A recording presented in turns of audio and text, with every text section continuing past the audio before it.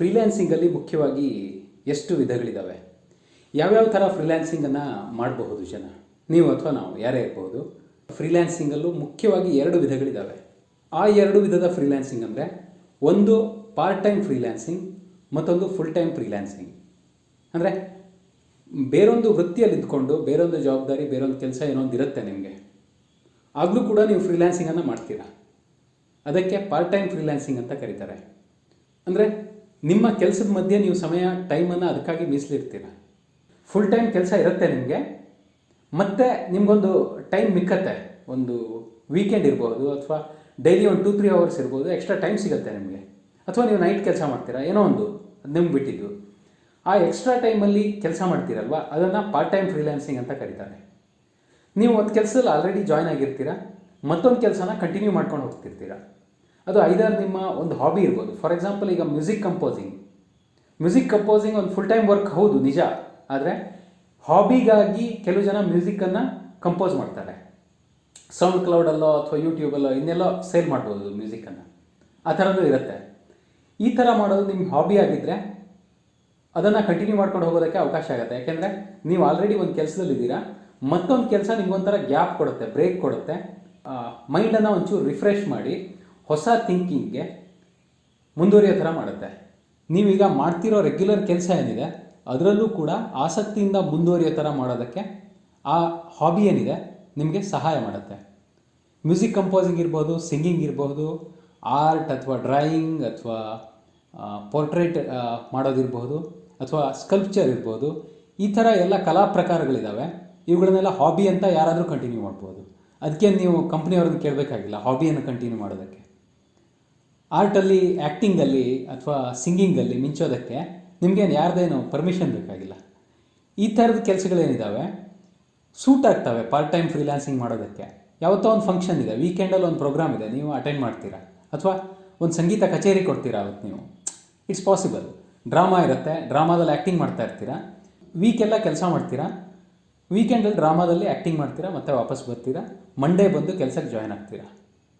ಈ ಥರ ಮಾಡೋದನ್ನು ಫುಲಿ ಪಾರ್ಟ್ ಟೈಮ್ ಫ್ರೀಲ್ಯಾನ್ಸಿಂಗ್ ಅಂತ ಹೇಳೋಕ್ಕಾಗಲ್ಲ. ಆ್ಯಕ್ಚುಲಿ ಇದು ಒಂಥರ ಹಾಬಿಯನ್ನು ಅರ್ನಿಂಗ್ ಮಾಡೆಲ್ ಆಗಿ ಬಳಸ್ಕೊಳ್ಳೋದು, ಅಥವಾ ಅದರಲ್ಲೇ ಪಾಪ್ಯುಲರ್ ಆಗಿದ್ದರೆ ನಿಮಗೆ ಒಳ್ಳೆ ಆರ್ಡರ್ಸು ಸಿಗ್ಬೋದು, ಕೆಲಸನೂ ಸಿಗ್ಬೋದು, ಅದು ಬೇರೆ ಪ್ರಶ್ನೆ. ಇದಲ್ಲ ಪಾರ್ಟ್ ಟೈಮ್ ಫ್ರೀಲ್ಯಾನ್ಸಿಂಗ್ ಅಂದರೆ ವರ್ಕನ್ನೇ. ನೀವೇನು ವೆಬ್ ಡಿಸೈನರ್ ಆಗಿ ಒಂದು ಕಡೆ ಕೆಲಸ ಮಾಡ್ತಾಯಿದ್ರೆ, ಒಂದು ಕಂಪ್ನೀಲಿ ವೆಬ್ ಡಿಸೈನರ್ ಆಗಿ ಸರ್ವಿಸ್ ಕೊಡ್ತಾ ಇದ್ದೀರಾ ಆಲ್ರೆಡಿ, ಅಂದರೆ ಎಂಪ್ಲಾಯಿ ಆಗಿದ್ದೀರಾ ಆ ಕಂಪ್ನಿದು. ಬಟ್ ಅದ್ರ ಮಧ್ಯೆ ನೀವು ಬಿಡುವಿನ ಟೈಮಲ್ಲಿ ನೀವು ಎಕ್ಸ್ಟ್ರಾ ಕೆಲಸ ಮಾಡ್ತಿದ್ದೀರಾ. ಯಾವುದಕ್ಕೆ? ಆನ್ಲೈನಲ್ಲಿ ಸಿಗೋ ಜಾಬ್ಸ್ ಇರ್ಬೋದು, ಅಥವಾ ವೆಬ್ ಡಿಸೈನಿಂಗ್ ಆರ್ಡರ್ಸ್ ಇರ್ಬೋದು, ಅದನ್ನು ತಗೋತಾ ಇದ್ದೀರಾ. ಬೇರೆ ತಗೊಂಡು ಡಿಸೈನಿಂಗ್ ವರ್ಕನ್ನು, ವೆಬ್ಸೈಟ್ಗಳನ್ನು ಮಾಡಿಕೊಡ್ತಾ ಇದ್ದೀರಾ ಬೇರೆ ಕ್ಲೈಂಟ್ಸ್ಗೆ, ಕಸ್ಟಮರ್ಗಳಿಗೆ. ನಿಮ್ಮ ಕಾಂಟ್ಯಾಕ್ಟ್ಸಲ್ಲೇ ಇದು ಆಗಿದ್ರೂ ಇರ್ಬೋದು, ಅಥವಾ ಆನ್ಲೈನಲ್ಲಿ ಬಿಡ್ಡಿಂಗ್ ಪ್ರೊಸೆಸ್ಸಲ್ಲಿ ಬಿಡ್ ಮಾಡಿ ಹೊಸ ಜಾಬ್ಸನ್ನು ನೀವು ತಗೊಳ್ತಾ ಇರ್ಬೋದು. 2 ಥರ ಇರ್ಬೋದು. ನಿಮ್ಗೆ ಸಿಗೋ ಟೈಮಲ್ಲಿ ಈ ಕೆಲಸ ಮಾಡ್ತೀರಾ. ಇದು ಕೂಡ ಒಂದು ಲೆಕ್ಕದಲ್ಲಿ ಒಳ್ಳೆಯದೇ, ಪಾರ್ಟ್ ಟೈಮ್ ಫ್ರೀಲ್ಯಾನ್ಸಿಂಗ್ ಅಂತಾರೆ ಇದನ್ನು. ಆದರೆ ಈ ಪಾರ್ಟ್ ಟೈಮ್ ಫ್ರೀಲ್ಯಾನ್ಸಿಂಗ್ ತುಂಬ ಟಫ್, ಸಿಕ್ಕಾಪಟ್ಟೆ ಕಷ್ಟ ಇದು ಮ್ಯಾನೇಜ್ ಮಾಡೋದು. ಯಾಕೆಂದರೆ ಆಫೀಸಲ್ಲಿ ನಿಮಗೆ ಒಂದಿನ ಈ ಥರ ಆಗುತ್ತೆ ಅಂದ್ಕೊಳ್ಳಿ. ಫಾರ್ ಎಕ್ಸಾಂಪಲ್, ಎಕ್ಸ್ಟ್ರಾ ಕೆಲಸ ಇರುತ್ತೆ ಆಫೀಸಲ್ಲಿ. ಅಂದರೆ ನೀವು ಎಕ್ಸ್ಪೆಕ್ಟ್ ಮಾಡಿದ್ಗಿಂತಲೂ ಒಂಚೂರು ಜಾಸ್ತಿ ಕೆಲಸ ಆಗಿಬಿಡುತ್ತೆ. ಯಾರೋ ರಜೆಯಲ್ಲಿರ್ತಾರೆ, ಯಾರೋ ಕೆಲಸ ಬಿಡ್ತಾರೆ ಆಫೀಸಲ್ಲಿ, ಯಾರೋ ಒಬ್ರು ಕೆಲಸ ಬಿಡ್ತಾರೆ, ಏನೋ ಆಗುತ್ತೆ, ಏನೋ ನಡೆಯುತ್ತೆ ಅಲ್ಲಿ. ಅಥವಾ ಕಂಪ್ನಿ ಹೆಚ್ಚಿನ ಆರ್ಡರ್ಗಳನ್ನು ತಗೊಳುತ್ತೆ ಅಂತ ಅಂದ್ಕೊಳ್ಳಿ. ನಿಮಗೆ ಎಕ್ಸ್ಟ್ರಾ ವರ್ಕ್ ಆಗುತ್ತೆ. ಆವಾಗ ಎಕ್ಸ್ಟ್ರಾ ವರ್ಕ್ ಹೆಂಗಾಗುತ್ತೆ ಅಂದರೆ, ಮತ್ತೊಂದು 2-3 ಅವರ್ಸ್ ಕೆಲಸ ಮಾಡೋ ಥರ ಆಗಿಬಿಡುತ್ತೆ. ತಗೊಳ್ತಾ ಹೋಗ್ತಾ ಇರ್ತೀರಾ. ಈ ಕಡೆ ನಿಮ್ಮದು ಒಂದು 2-3 ಅವರ್ಸ್ ಡೈಲಿ ಕೆಲಸ ಇದ್ದೇ ಇರುತ್ತೆ. ನಿಮ್ಮ ಪರ್ಸ್ನಲ್ ವರ್ಕು, ಅಂದರೆ ಫ್ರೀಲ್ಯಾನ್ಸ್ ವರ್ಕ್ ಅಂತ ನೀವು ಮಾಡ್ತಿರೋದು, ಒಂದು 2-3 ಅವರ್ಸ್ ಎಕ್ಸ್ಟ್ರಾ ಆಗುತ್ತೆ. ಆಫೀಸ್ ಅವರ್ಸು ಒಂದು 6 to 8 ಅವರ್ಸ್ ಅಂತ ಅಸ್ಯೂಮ್ ಮಾಡಿದರೆ 2 to 3 ಅವರ್ಸ್ ನೀವು ಅಲ್ಲಿ ಕೆಲಸ ಮಾಡ್ತಿರ್ತೀರ. ಪರವಾಗಿಲ್ಲ, ಮಾಡ್ಬೋದು. ಮನೆಯವ್ರ ಸಪೋರ್ಟ್ ಇದ್ದರೆ, ಬೇರೆ ಕೆಲಸಗಳಲ್ಲಿ ಅವರು ಅಂದರೆ ನಿಮಗೆ ಸಹಕಾರ ಕೊಟ್ಟರೆ ಪಾರ್ಟ್ ಟೈಮ್ ಫ್ರೀಲ್ಯಾನ್ಸಿಂಗ್ ಕೂಡ ನಾವು ಮಾಡ್ಬೋದು. ಏನು ದೊಡ್ಡ ವಿಷಯ ಅಲ್ಲ. ದಿನದಲ್ಲಿ 24 ಗಂಟೆ ಇರುತ್ತೆ. 10 ಗಂಟೆ ಬೇರೆದಕ್ಕೆಲ್ಲದಕ್ಕೂ ಯೂಸ್ ಮಾಡ್ಕೊಳ್ತೀರಾ ಅಂದರು, ಮತ್ತು 14 ತಾಸು ನಿಮಗಾಗಿ ಟೈಮ್ ಉಳಿದಿರುತ್ತೆ. ಅದರಲ್ಲಿ ಹೆಂಗೂ ನೀವು 10ರಿಂದ 11 ತಾಸು ಕೆಲಸ ಮಾಡ್ಬೋದು. ಬೇರೆ ಒಂದು 2-3 ಅವರ್ಸ್ ರೆಸ್ಟ್ ತೊಗೋತೀರಾ ಅಂದರೂ ಕೂಡ. ಆದರೂ ಕೆಲವು ದಿನ ಹಿಂಗಾಗುತ್ತೆ, ಆಫೀಸಲ್ಲಿ ಒಂದು 3 to 5 ಅವರ್ಸ್ ಎಕ್ಸ್ಟ್ರಾ ವರ್ಕ್ ಬೇಕಾಗುತ್ತೆ ಕೆಲವು ದಿನಗಳ ಕಾಲ ಅಂತ. ಆದರೆ ಆವಾಗ ನೀವು ಆರ್ಡರ್ ತೊಗೊಂಡಿರ್ತೀರ, ಅದು ಇದು ಕ್ಲ್ಯಾಶ್ ಆಗೋಕ್ಕೆ ಶುರು ಆಗುತ್ತೆ. ಅಥವಾ ನೀವು ಬೆಳಿಗ್ಗೆ ಎಲ್ಲೋ ಫ್ರೀಲ್ಯಾನ್ಸಿಂಗ್ ವರ್ಕ್ಗೆ ಅಂತ ಬೇರೆ ಕಡೆ ಹೋಗ್ತಿರ್ತೀರಾ ಅಂದ್ಕೊಳ್ಳಿ, ಆನ್ಸೈಟ್ ಜಾಬು. ಬೆಳಿಗ್ಗೆ ಬಾ ಕೆಲಸ ಮಾಡು ಅಂತ ಹೇಳೋಕ್ಕೆ ಶುರು ಮಾಡ್ಬಿಡ್ತಾರೆ. 8 to 10 ನೀವು ಬೇರೆ ಕಡೆ ಮಾಡ್ತಾಯಿದ್ದೀರಾ ಅಂತಾದರೆ 8ಗೆ ಬಂದುಬಿಡಿ ಆಫೀಸ್ಗೆ ಅಂದರೆ ಬೇರೆ ಏನೋ ಟ್ರೈನಿಂಗ್ ಇದೆ, ವರ್ಕ್ ಇದೆ ಅಂದರೆ ಅವಾಗ ಕ್ಲ್ಯಾಶ್ ಆಗುತ್ತೆ ಅದು. ಇದೇ ಥರ ಹ್ಯಾಂಡಲ್ ಮಾಡೋರು ತುಂಬ ಜನ ಇದ್ದಾರೆ. ಒಂದಕ್ಕಿಂತ ಹೆಚ್ಚು ವರ್ಕ್ಗಳನ್ನು ಹ್ಯಾಂಡಲ್ ಮಾಡ್ತಾರೆ ಕೂಡ, ಅದರಲ್ಲಿ ಸಕ್ಸಸ್ಫುಲ್ ಆಗಿದ್ದಾರೆ ಕೂಡ. ಇದಕ್ಕೆ ಕಾರಣ ಅವರ ಎಫಿಷಿಯನ್ಸಿ. ನೆನ್ಪಿಟ್ಕೊಳ್ಳಿ, ಎಲ್ಲರೂ ಇದನ್ನು ಮಾಡೋಕ್ಕಾಗಲ್ಲ, ತುಂಬ ಕಷ್ಟ ಇದು. ಅವರು ಕಚೇರಿ ಕೆಲಸನ, ಆಫೀಸಲ್ಲಿ ಏನು ಕೆಲಸ ಇರುತ್ತೆ ಅವರಿಗೆ, ಅದನ್ನು ತುಂಬ ಫಾಸ್ಟಾಗಿ ಮಾಡೋ ಸ್ಕಿಲ್ ಇರುತ್ತೆ ಅವರಿಗೆ, ಆ ಥರ ಸ್ಪೀಡ್ ಇರುತ್ತೆ. ತುಂಬ ಫಾಸ್ಟಾಗಿ ಆ ಕೆಲಸ ಮಾಡಿ ಮುಗಿಸಿ ಮತ್ತು ಆಫೀಸಲ್ಲೇ ಒಂಚೂರು 1 ಅವರ್ 2 ಅವರ್ ರೆಸ್ಟ್ ಮಾಡೋಕ್ಕೆ ಟೈಮ್ ಇಟ್ಕೊಂಡಿರ್ತಾರೆ. ಆ ಥರ ಮಾಡಿ ಮನೆಗೆ ಹೋದಾಗ ಮತ್ತೆ ಫ್ರೆಶ್ ಆಗಿ ವಾಪಸ್ಸಾಗಿ ಅಲ್ಲಿ ಕೆಲಸ ಕೂತ್ಕೋತಾರೆ, 2-3 ಅವರ್ಸ್ ವರ್ಕ್ ಮಾಡ್ತಾರೆ. ಆದರೆ ನಾಳೆ ಒಂದಿನ ಫ್ಯೂಚರಲ್ಲಿ ಒಳ್ಳೆ ಫ್ರೀಲ್ಯಾನ್ಸರ್ ಆಗಬೇಕು ಅಂತ ನೀವು ಪ್ಲ್ಯಾನ್ ಮಾಡ್ಕೊಳ್ತಾ ಇದ್ದರೆ ಈ ಥರ ಪಾರ್ಟ್ ಟೈಮ್ ಫ್ರೀಲ್ಯಾನ್ಸರ್ ಆಗಿ ಟ್ರೈ ಮಾಡೋದು ತುಂಬ ಒಳ್ಳೆಯದು.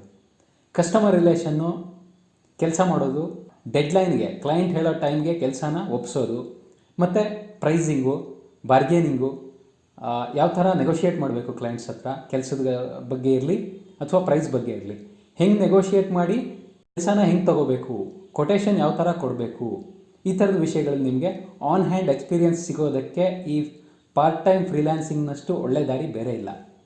ಸೊ ನಾನು ಎಲ್ರಿಗೂ ಸಜೆಸ್ಟ್ ಮಾಡ್ತೀನಿ, ಈಗ ಹೆಂಗಿದ್ರು ಜಾಬಲ್ಲಿ ಇದ್ದೀರಾ ಅಲ್ವಾ, ಪಾರ್ಟ್ ಟೈಮ್ ಫ್ರೀಲ್ಯಾನ್ಸಿಂಗ್ ಶುರು ಮಾಡಿ. ಎಲ್ಲೋ ಒಂದು ಕಡೆ ಕೆಲಸ ಮಾಡೋಕ್ಕೆ ಶುರು ಮಾಡಿಬಿಡಿ. ಯಾರಿಗೋ ಫ್ರೀಲ್ಯಾನ್ಸಿಂಗ್ ಶುರು ಮಾಡಿಬಿಡಿ ನಿಮ್ಮ ಪಾಡಿಗೆ ನೀವು, ಅದ್ರ ಪಾಡಿಗೆ ನಡೀತಾ ಇರಲಿ. ಈ ಕೆಲಸ ಅದ್ರ ಸಂಬಳ ಅದೇನೋ ಅದನ್ನು ತೊಗೊಳ್ತಾ ಇದ್ದೀವಿ ಒಂದು ಕಡೆ. ವೆಬ್ ಡಿಸೈನರ್ ಆಗಿ ಫ್ರೀಲ್ಯಾನ್ಸಿಂಗಲ್ಲಿ ನೀವು ಸಕ್ಸಸ್ ಆಗಬೇಕು ಅಂದರೆ ನಾಳೆಯಿಂದ ವೆಬ್ ಡಿಸೈನಿಂಗ್ ಜಾಬ್ಸನ್ನು ಬಿಡ್ ಮಾಡೋಕ್ಕೆ ಶುರು ಮಾಡಿ ಆನ್ಲೈನಲ್ಲಿ. ಅಥವಾ ಆಫ್ಲೈನಲ್ಲಿ ನಿಮ್ಮ ಕಾಂಟ್ಯಾಕ್ಟಲ್ಲಿ ಯಾರಾದರೂ ಇದ್ದರೆ, ನಿಮ್ಮ ಕೆಲಸದ ಸಂದರ್ಭದಲ್ಲಿ ಅಥವಾ ಬೇರೆ ಸಂದರ್ಭದಲ್ಲಿ ಯಾರಾದರೂ ನಿಮ್ಮ ಕಾಂಟ್ಯಾಕ್ಟ್ ಆಗಿದ್ದರೆ, ಮತ್ತು ಹಾಳು ಮಾಡ್ಕೋಬೇಡಿ. ಇಲ್ಲೊಂದಿದೆ ವಿಷಯ, ಕಂಪನಿ ವರ್ಕನ್ನು ಕದಿಯೋಕ್ಕೆ ಟ್ರೈ ಮಾಡಬೇಡಿ. ಅದು ಯಾವತ್ತೂ ಒಳ್ಳೆಯದಲ್ಲ. ಯಾರ ಕೆಲಸನೂ ನೀವು ಕದಿಬಾರ್ದು. ಕ್ಲೈಂಟ್ಸ್ ಬೇಕು ಅಂದರೆ ಹೊಸ ಕ್ಲೈಂಟ್ಸನ್ನು ನೀವೇ ಹುಡ್ಕೊಳ್ಳಿ. ಕಂಪನಿ ಕ್ಲೈಂಟ್ಸನ್ನು ದರೋಡೆ ಮಾಡೋದು, ಡಕಾಯಿತಿ ಮಾಡೋದು, ಅದು ನಮ್ಮಂಥವರು ಸಭ್ಯರು ಒಳ್ಳೆ ಜನ ಮಾಡೋ ಕೆಲಸ ಅಲ್ಲ. ಅದನ್ನು ಮಾಡಬೇಡಿ. ನಿಮ್ಮ ಕ್ಲೈಂಟ್ಸನ್ನು ನೀವು ಸಂಪಾದಿಸಿ. ಆನ್ಲೈನಲ್ಲಿ ಬೇಕಾದಷ್ಟು ಅಪಾರ್ಚುನಿಟಿಗಳು ಸಿಗ್ತವೆ ನಿಮಗೆ, ದೊಡ್ಡ ವಿಷಯನೇ ಅಲ್ಲ. ಆಫರ್ಗೆ ನಿಮ್ಮ ಕೋಟ್ ಹಾಕಿ ಬಿಡ್ ಮಾಡಿ, ನಿಮ್ಮ ಬಿಡ್ ಲೋಯೆಸ್ಟ್ ಬಿಡ್ ಆಗಿದ್ದರೆ ಸಿಗೋದೇನು ದೊಡ್ಡ ವಿಷಯ ಅಲ್ಲ. ನಿಮ್ಗೆ ಎಫಿಷಿಯನ್ಸಿ ಇದೆ, ಒಳ್ಳೆ ಪ್ರೊಫೈಲನ್ನು ನೀವು ಇಟ್ಟರೆ ಅಲ್ಲಿ ಆನ್ಲೈನಲ್ಲಿ ಒಳ್ಳೆ ಪ್ರೊಫೈಲನ್ನು ಹಾಕಿದರೆ ಜಾಬ್ ಸಿಗೋದು ಕಷ್ಟ ಏನೂ ಅಲ್ಲ. ನೀವು ಬೇರೆಯವರ ಜಾಬನ್ನು ಕದಿಬೇಕು ಅನ್ನೋ ಅವಶ್ಯಕತೆ ಇಲ್ಲವೇ ಇಲ್ಲ, ಯಾವತ್ತೂ ಇಲ್ಲ. ಬಿಟ್ಬಿಡಿ ಅದನ್ನು. ನೀವೇ ಹೊಸ ಜಾಬನ್ನು, ಹೊಸ ಕ್ಲೈಂಟ್ಸನ್ನು ಸಂಪಾದಿಸ್ತೀರಾ, ಏನೂ ದೊಡ್ಡ ವಿಷಯ ಅಲ್ಲ. ಬಟ್ ಎಫಿಷಿಯನ್ಸಿ ಇರಬೇಕಷ್ಟೇ. ಮಾಡಿರೋ ಕೆಲಸನ ಹ್ಯಾಂಡಲ್ ಮಾಡೋಕ್ಕೆ ಬರದೇ ಇದ್ದರೆ ಕದ್ದು ಎದ್ದು ಬಿದ್ದು ಕದ್ದು ಅದೆಲ್ಲ ಮಾಡಿ ಕ್ಲೈಂಟನ್ನು ಸಂಪಾದಿಸೋದ್ರಲ್ಲಿ ಏನರ್ಥ ಇದೆ ಹೇಳಿ? ಕ್ಲೈಂಟ್ ದುಡ್ಡು ಕೊಡಬೇಕು ಅಂದರೆ ನಿಮ್ಮ ಕೆಲಸ ಕಂಪ್ಲೀಟ್ ಮಾಡಬೇಕಲ್ವಾ? ಅಡ್ವಾನ್ಸ್ ತೊಗೊಂಡು ಅರ್ಧದಲ್ಲಿ ಕೈ ಕೊಡೋಕ್ಕಾಗಲ್ಲ. ಆ ಕ್ಲೈಂಟನ್ನು ನೀವು ರಿಟೈನ್ ಮಾಡ್ಕೊಳ್ಳೋಕ್ಕಾಗಲ್ಲ.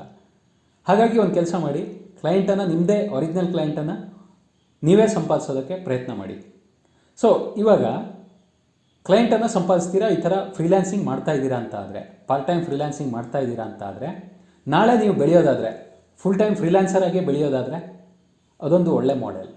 ಒಂದು 2-3 ಇಯರ್ಸ್ ಹಾಗೆ ಎಕ್ಸ್ಪೀರಿಯನ್ಸ್ ತೊಗೊಂಡ್ಬಿಟ್ರೆ, ಸಪೋಸ್ ನಿಮಗೆ ನಾಳೆ ಕೆಲಸ ಬಿಡ್ಬೋದು ಅನ್ನೋ ಸಂದರ್ಭದಲ್ಲಿ ಒಂದು ಗೊಂದಲ ಇರಲ್ಲ.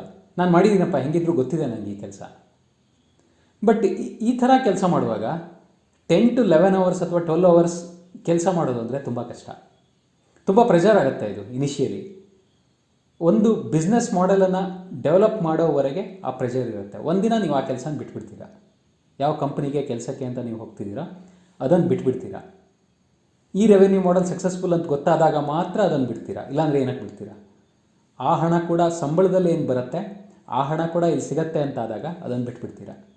ಆ ದಿನದಿಂದ ಫ್ರೀಲ್ಯಾನ್ಸಿಂಗ್ ಶುರು ಮಾಡ್ತೀರಾ. ಕ್ಲೈಂಟ್ಸನ್ನು ಇನ್ನಷ್ಟು ಮತ್ತಷ್ಟು ಗೇನ್ ಮಾಡೋಕ್ಕೆ ಶುರು ಮಾಡ್ತೀರಾ.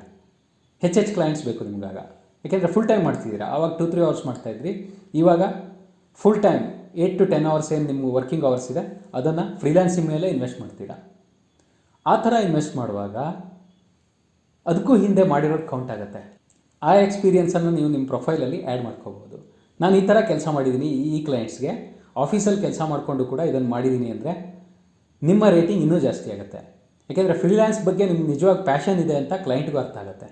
ಅಂದರೆ ಆಫೀಸಲ್ಲಿ ಇದ್ಕೊಂಡು ಇವನು ಇಷ್ಟೆಲ್ಲ ಮಾಡಿದಾನಲ್ಪ, ಪರವಾಗಿಲ್ಲ, ಇವನು ಏನೋ ಉತ್ಸಾಹ ಇದೆ ಇವನಿಗೆ, ಒಳ್ಳೆ ಹುಡುಗ ಅಂತ ಆ ಭಾವನೆ ಬರುತ್ತೆ ಅವ್ರ ಮನಸ್ಸಲ್ಲಿ. ಕೆಲಸ ಕೊಡೋದಕ್ಕೆ ಅವ್ರನ್ನ ಮೋಟಿವೇಟ್ ಮಾಡುತ್ತೆ. ಅದು ನಿಮ್ಗೆ ಎಕ್ಸ್ಪೀರಿಯನ್ಸ್ ಇದೆ. ಫ್ರೀಲ್ಯಾನ್ಸಿಂಗ್ ಎಕ್ಸ್ಪೀರಿಯನ್ಸ್ ಇಂಪಾರ್ಟೆಂಟ್ ಆಗುತ್ತೆ ಕೆಲವು ಕ್ಲೈಂಟ್ಸ್ಗೆ. ಅವ್ರು ಅದನ್ನೇ ಕೇಳ್ತಾರೆ ಪರ್ಟಿಕ್ಯುಲರ್ ಆಗಿ, ಫ್ರೀಲ್ಯಾನ್ಸ್ ಜಾಬ್ಸ್ ಮಾಡಿ ಎಕ್ಸ್ಪೀರಿಯನ್ಸ್ ಇದೆಯಾ ನಿಮಗೆ? ನೀವು ಇಂಡಿಪೆಂಡೆಂಟ್ ಆಗಿ ಎಷ್ಟು ಪ್ರಾಜೆಕ್ಟ್ ಹ್ಯಾಂಡಲ್ ಮಾಡಿದ್ದೀರಾ? ಕಂಪ್ನಿಯಲ್ಲಿ ಅವೆಲ್ಲ ಮಾಡಿದ್ದೀರಾ ಗೊತ್ತು ನನಗೆ. ಮ್ಯಾನೇಜರ್ಸ್ ಇದ್ದಾರೆ, ಸೀನಿಯರ್ಸ್ ಇದ್ದಾರೆ, ಜೂನಿಯರ್ಸ್ ಇದ್ದಾರೆ, ಎಲ್ಲರೂ ಸೇರಿ ಒಂದು ಪ್ರಾಜೆಕ್ಟ್ ಮಾಡಿರ್ತೀರ.